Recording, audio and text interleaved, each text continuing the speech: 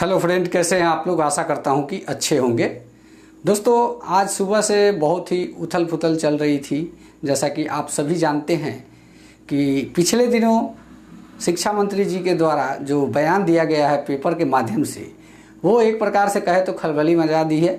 और आज जो कि 5 सितंबर यानी कि शिक्षक दिवस का दिन है, आज अगर शिक्षा विभाग के तरफ से शिक्षक दिवस के इस पावन अवसर पर कुछ कहा नहीं गया तो समझिए कि आपको आगे और भी कुछ कठोर रणनीतियाँ तैयार करनी पड़ेगी। हमें उम्मीद है कि आज 5 सितंबर यानी शिक्षक दिवस के दिन शिक्षा विभाग या फिर शिक्षा मंत्री या डिप्टी सीएम या सीएम साहब के द्वारा कुछ हम लोगों के हित में यानी कि 7वें चरण की बहाली के हित में कुछ बोला जाए। हम लोग यही उम्मीद करेंगे कि आज कुछ निकल के आए, क्योंकि आप सभी तमाम अभ्यर्थी जो पटना पहुंचे हुए हैं किसी न किसी भरोसे को लेकर, आस को लेकर, तो अगर ऐसा शिक्षा विभाग के द्वारा किया जाता है तो ये बहुत ही अच्छी बात होगी। हम लोग भी शिक्षा विभाग और माननीय मुख्यमंत्री और उप मुख्यमंत्री जी के सदा आभारी रहेंगे कि हम लोग को रोजगार प्रदान कराया गया इनके माध्यम से। क्योंकि बात लगभग हमारी और आपकी व्यक्तिगत नहीं है, बात हम और आपके परिवार से भी जुड़ा हुआ है। क्योंकि सभी शिक्षक अभ्यर्थी जो 7वीं चरण बहाली में भाग लेना चाहते हैं, वो लगभग 80% अभ्यर्थी ऐसे हैं जो अपने घर के खुद गार्जियन हैं।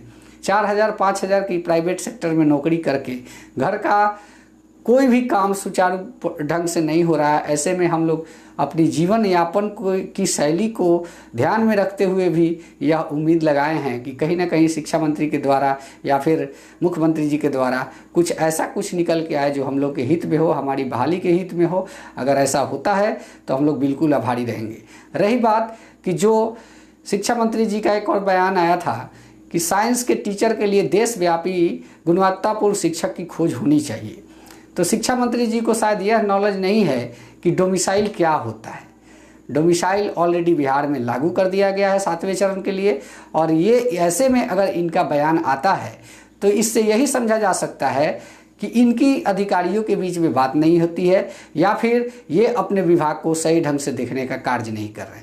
जी हाँ, ये इनकी कार्यशैली पर भी सवाल उठाता है कि आपने अभी तक यानी कि जो सरकार बना आज हमको लग रहा है कि 14-15 दिन से ऊपर हो गया, अभी तक आप अपनी स्थिति से वाकिफ़ नहीं है कि आपका कार्य क्या है, किस कार्य को कितना किया गया है, 7वें चरण बहाली के संबंध में क्या कुछ गतिविधियां पिछले सरकार के द्वारा, पिछले मंत्री जी के द्वारा किया गया है। ये सारी चीज़ों से ये अननोन पर्सन है, एकदम ये बिल्कुल इनको ये नॉलेज ही नहीं है कि हमको करना क्या है। ऐसे में हम अभ्यर्थी यही चाहेंगे, यही उम्मीद रखेंगे कि यथाशीघ्र वो अपने पदाधिकारियों से मिलकर, जो शिक्षा विभाग के आला अधिकारी हैं उनसे मिलकर इस चीज़ का जानकारी प्राप्त करें कि 7वें चरण बहाली में एरर कहाँ है, क्यों नहीं आ रहा है। अब बात कर लेते हैं 6ठे चरण की बहाली की प्रक्रिया, तो लगभग समाप्त हो चुकी। अब शिक्षा विभाग और शिक्षा मंत्री जी के पास भी कोई बहाना नहीं बचा है, इसलिए वो ऐसे वैसे उल जलूल बयान को देकर हम लोग को डाइवर्ट करने की कोशिश कर रहे हैं ताकि इस बहाली को खींच के चुनाव के नज़दीक लिया जा सके।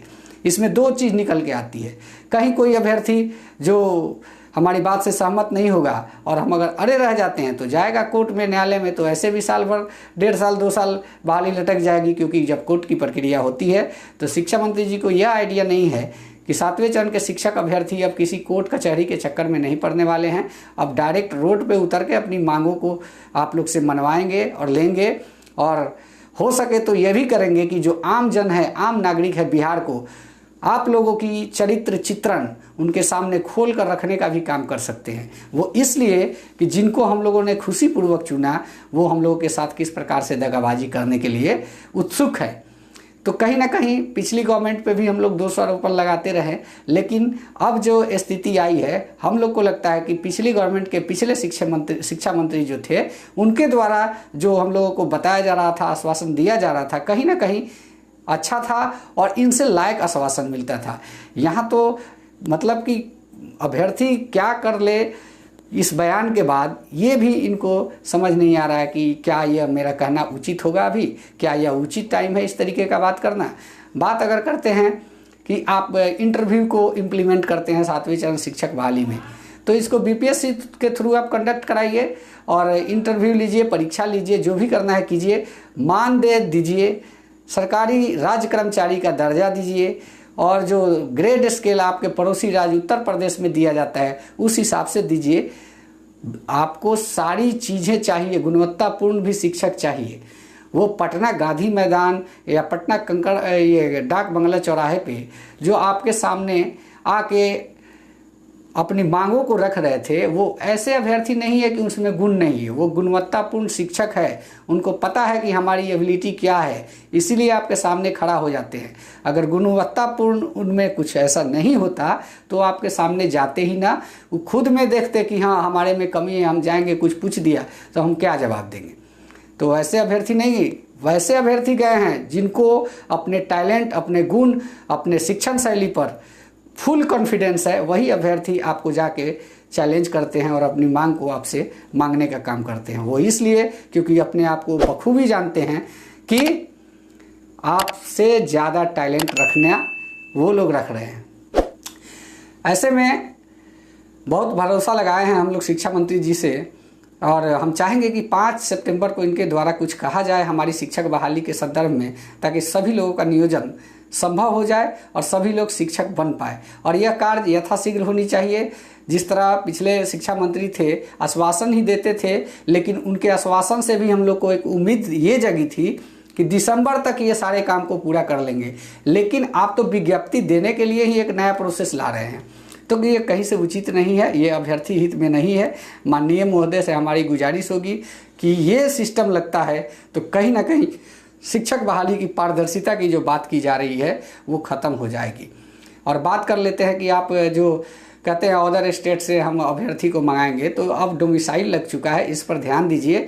आपके यहाँ के युवाओं को अदर स्टेट में नौकरी नहीं दिया जा रहा है। उस स्थिति में आप यह कैसे कह सकते हैं कि अदर स्टेट से हम अपने यहाँ एम्प्लॉय बनाएंगे। आप वोट लिए यहाँ के आमजन, यहाँ के नागरिक, यहाँ के शिक्षक अभ्यर्थी से, और भलाई किसका सोच रहे हैं? पड़ोसी राज्यों और पड़ोसी देश के बारे में, चाइना पाकिस्तान के बारे में, पड़ोसी राज्य के बारे में, दिल्ली मॉडल के बारे में। क्या आप फेल हैं? क्या आप विफल हैं जो दिल्ली मॉडल की बात करते हैं? आप बिहार मॉडल क्यों नहीं पैदा करते? आप में उतना टैलेंट नहीं है कि दूसरे का नकल करने की कोशिश कर रहे हैं। केजरीवाल जी तो किसी दूसरे का नकल नहीं किए, वो तो खुद अपना मॉडल तैयार किए। तो क्या हम यह जानना चाहते हैं कि आप लोग में ऐसी एबिलिटी नहीं है जो आप बिहार मॉडल पैदा करें और बिहार के मॉडल को पूरे देश में लोग प्रेरित होकर लागू करने की मंशा रखें या सोच रखें? अगर टैलेंट की कमी होती तो आप यूपीएससी का रिजल्ट उठा के देख लीजिए, अब तक जितने भी हुए हैं उसमें कितने बिहारी बच्चों का सिलेक्शन होता है आईएएस आईपीएस के लिए। सबसे ज़्यादा बिहार के ही बच्चे होते हैं, ये मान लीजिए, और ये सच्चाई है। तो हम आपसे यही गुजारिश करेंगे कि अब प्लीज़ आप लेट ना करें, हम लोगों की विज्ञप्ति यथाशीघ्र जारी करें और पूरी शेड्यूल के साथ जारी करें, ताकि अब जो समय आया है थोड़ा 2-3 प्रक्रियाएं तेज़ी पूर्वक की जाती है, तो हो सकता है कि हम लोग दिसंबर तक शिक्षक बन जाने की उम्मीद रखेंगे। और आपके नेतृत्व में अगर हम लोग शिक्षक बनते हैं तो हम लोग आपका सदा आभारी रहेंगे, क्योंकि हम और सिर्फ हम नहीं हैं, हमारे साथ बाल बच्चे परिवार भी हैं, जुड़े हुए हैं, उनका भी जीवन यापन हम ही के द्वारा होना है। इसलिए अगर आप हमारी हित की बात सोचते हैं तो कहीं ना कहीं मेरे परिवार के अन्य सदस्य आपको बहुत दुआ देंगे, आपकी लंबी उम्र की कामना करेंगे। इसी सोच के साथ हम इस वीडियो को ख़त्म करते हैं। और वीडियो अच्छा लगा तो प्लीज़ चैनल को सब्सक्राइब कीजिए। धन्यवाद। जय हिंद। वंदे मातरम।